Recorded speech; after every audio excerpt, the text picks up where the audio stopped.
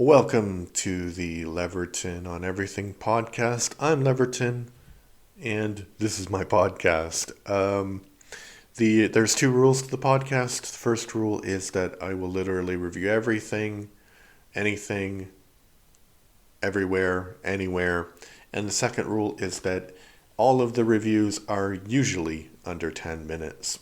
So today I'm going to review the horror film classic The Fly from 1986. I gave it 8 out of 10. My title, The Price of Jealousy. In North American English, there are two words, a movie and a film. A movie is something that has been produced by a studio with the sole purpose of entertainment. Any artistic merits it may have are purely coincidental. A film is something that is produced as an artistic enterprise, whether to win an award or because the producers of the film believe in the project. I watch a lot of movies, and sometimes they rise to the level of a film. It's been a while since I went out of my way to watch a film, but this is certainly a film.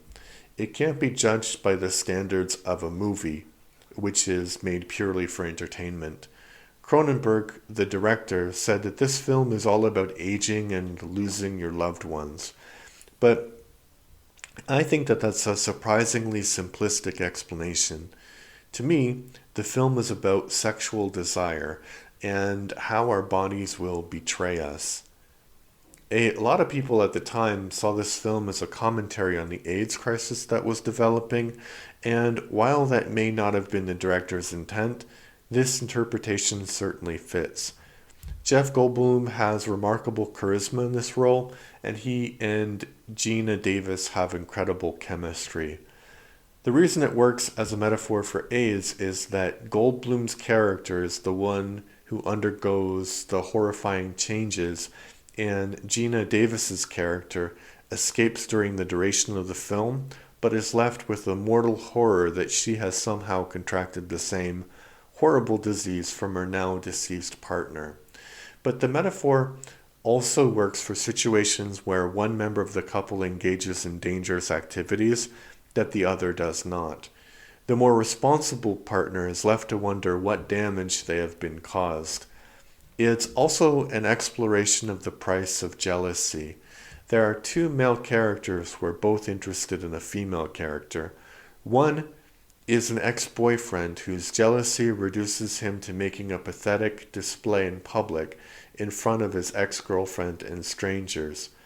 It is a truism that men are afraid of being laughed at and women are afraid of being murdered. This film is a good explanation of this.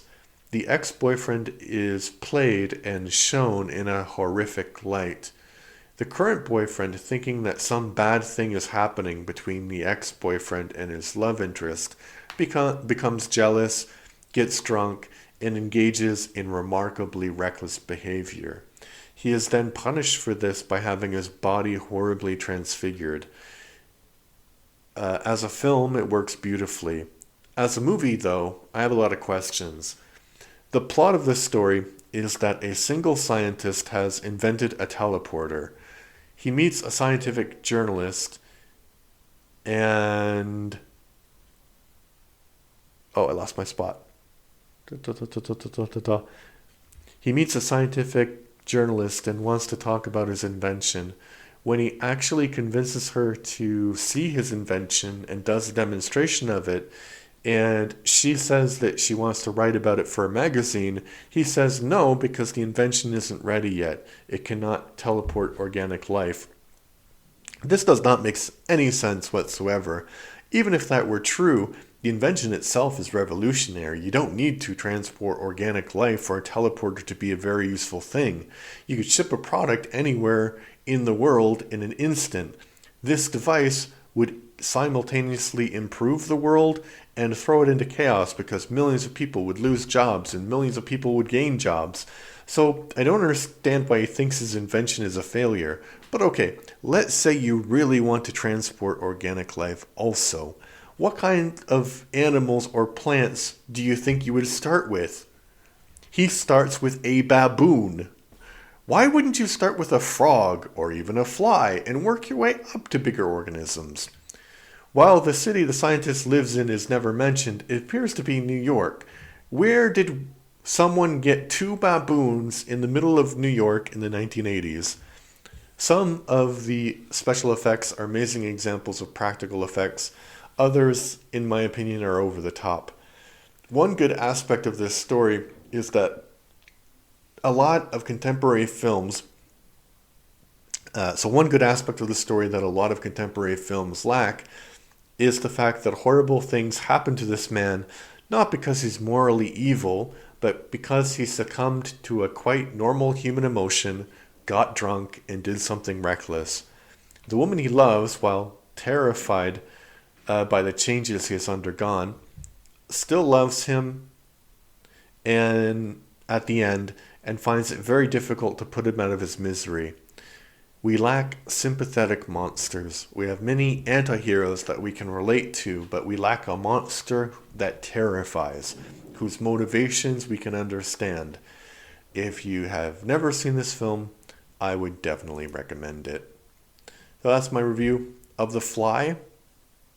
Jeff Goldblum, classic horror movie. Definitely check it out if you haven't checked it out yet. Another thing that you should check out, my son and I, we have a podcast called the Everything and More Etc. podcast, where basically we do this, but more interactive and longer. So yeah, episodes are definitely longer than 10 minutes. So check it out. He'll appreciate it, and I appreciate you. Thank you. Bye.